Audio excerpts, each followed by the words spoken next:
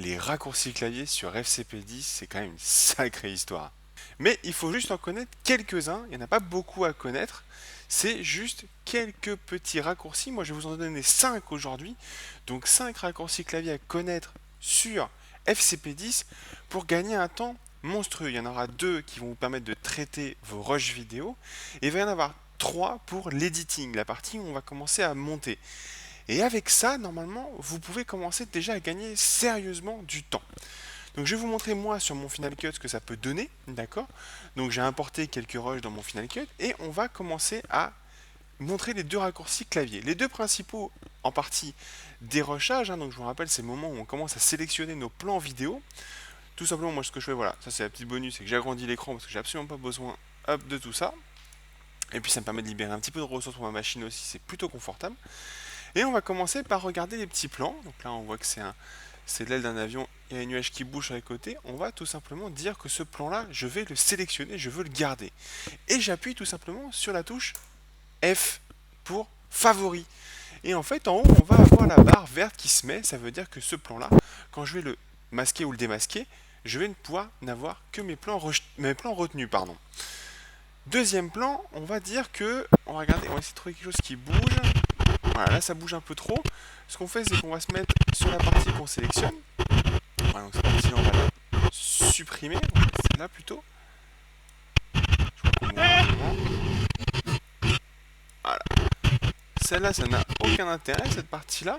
On va tout simplement la supprimer. Et pour la supprimer, c'est très simple. J'appuie sur la touche Delete. Et regardez bien ce qui s'est passé. Je vais agrandir un petit peu. Hop.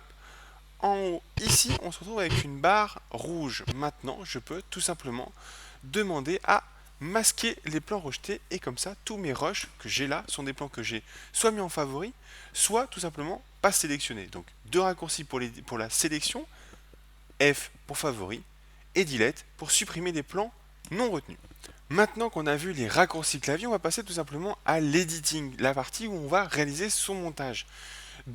Trois raccourcis à connaître. Le premier qui est évident, mais que je tiens à rappeler et qu'on peut modifier en fonction de sa personnalisation, c'est la touche spacebar. Il faut impérativement utiliser que la touche spacebar pour faire vos montages, c'est ce qui est le plus rapide. Deux petits raccourcis clavier très rapides qui n'étaient pas prévus, la flèche à gauche, la flèche à droite qui vous permettent de déplacer image par image, je vous rappelle, une seconde c'est 24 images au minimum.